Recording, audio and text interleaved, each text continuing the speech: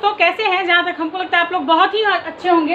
तो हम लोकसभा और राज्यसभा के बारे में बता रहे थे, तो आज फाइनली लोकसभा खत्म करेंगे और राज्यसभा के बारे में स्टार्ट करेंगे। तो चलिए हम अपने टॉपिक पे आते हैं। तो जहाँ तक है कि अपने टॉपिक पे आते हैं, राष्ट्रपति स्वयं विवेक से भी लोकसभा को भंग करा सकता है। राष्ट्रपति स्वयं विवेक से भी लोकसभा को भंग करा सकता है यदि सरकार को बहुमत मत प्राप्त ना हो। यदि सरकार को बहुमत मत प्राप्त नहीं होती है तो राष्ट्रपति स्वयं विवेक से भी लोकसभा को भंग करा सकता है। आर्टिकल 80 में राज्यसभा को उच्च सदन, राज्यों का सदन और निरंतर चलने वाला सदन आदि नामों से जाना जाता है। जहाँ तक आर्टिकल 80 में जो है वो राज्यसभा का प्रावधान है, जिसे उच्च सदन, निरंतर चलने वाला सदन, राज्यों का सदन आदि नामों से भी जानते हैं। राज्यसभा का पूर्व नाम काउंसिल ऑफ स्टेट था। जहाँ तक राज्यसभा का पूर्व नाम काउंसिल ऑफ स्टेट था, जो कि अगस्त 1954 में राज्यसभा करा दिया गया, राज्यों की सीटों की संख्या, राज्य की अधिकतम सीटों की संख्या 250 है। राज्यों की अधिकतम सीटों की संख्या 250 है। 248 राज्य में है और 12 मनोनीत है। 248 राज्य का है और 12 मनोनीत, 238 राज्य का है और 12 मनोनीत है।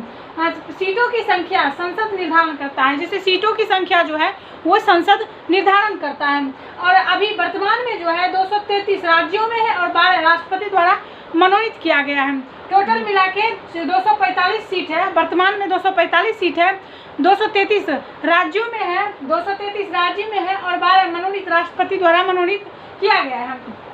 राज्यसभा के चुनाव में योग्यता भारत की नागरिक हो। राज्यसभा का चुनाव जो होता है उसमें योग्यता भारत की नागरिक हो, न्यूनतम 30 वर्ष की आयु पूरा कर चुका हो, न्यूनतम 30 वर्ष की उम्र पूरा कर चुका हो। जनप्रतिनिधि अधिनियम 1951 के अनुसार यह चुनाव एकल संक्रमणीय मत पद्धति से होता है, अनुपातिक जनप्रतिनिधि प्रणाली से अप्रत्यक्ष तरीके से होता है। यह चुनाव एकल संक्रमणीय मत प्रणाली से तथा अनुपातिक पद्धति जैसे राष्ट्रपति का होता है और अप्रत्यक्ष तरीके से होता है। परंतु राष्ट्रपति के चुनाव निर्वाचन की तरह नहीं, जैसे राष्ट्रपति का गुप्त मतदान होता है, लेकिन इसमें गुप्त मतदान नहीं होता है, इसमें प्रत्यक्ष मतदान होता है, प्रत्यक्ष खुला मतदान होता है। अतः एमएलए को अपना मत पार्टी को दिखाकर देना होता है। जहाँ तक राज्यसभा में जो है एमएलए को अपना मत पार्टी को दिखाकर देना होता है। यह प्रथा 2003 से शुरू हुआ। यह प्रथा जो है 2003 से शुरू हुआ। राज्यसभा के मतदान में जीत के लिए निश्चित कोटा प्राप्त करना होता है, 50+1। राज्यसभा के मतदान में अगर जीत के लिए निश्चित कोटा प्राप्त करना होता है, जो कि 50+1 है। कार्यकाल, राज्यसभा का कोई निश्चित कार्यकाल नहीं है। राज्यसभा के सदस्यों के कार्यकाल 6 वर्ष होता है। जहाँ तक राज्यसभा के जो सदस्य है उसका कार्यकाल 6 वर्ष होता है।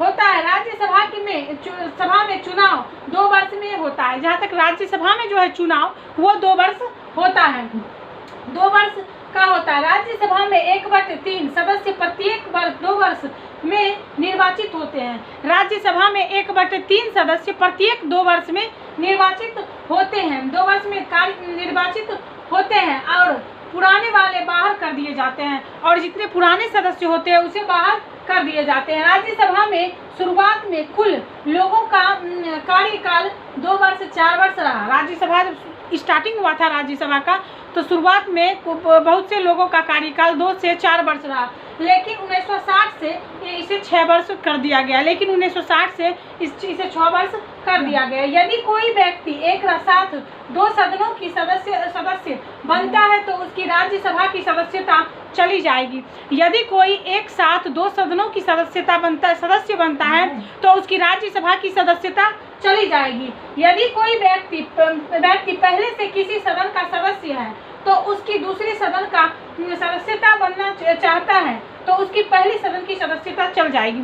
अगर कोई व्यक्ति पहले किसी सदन का सदस्य है और वो दूसरी सदन का सदस्यता ग्रहण करना चाहता है तो उसकी पहली सदन का जो सदस्यता है वो चली जाएगी, तो उसकी पहली सदन की सदस्यता चली जाएगी। आरपीए 1951 के तक संसद के पदाधिकारी, संसद के जो पदाधिकारी होते हैं, एक होता है लोकसभा, एक होता है राज्यसभा। लोकसभा में स्पीकर होते हैं जिसे हम अध्यक्ष कहते हैं। उसके बाद लोकसभा में डिप्टी स्पीकर होते हैं जिसे हम उपाध्यक्ष कहते हैं।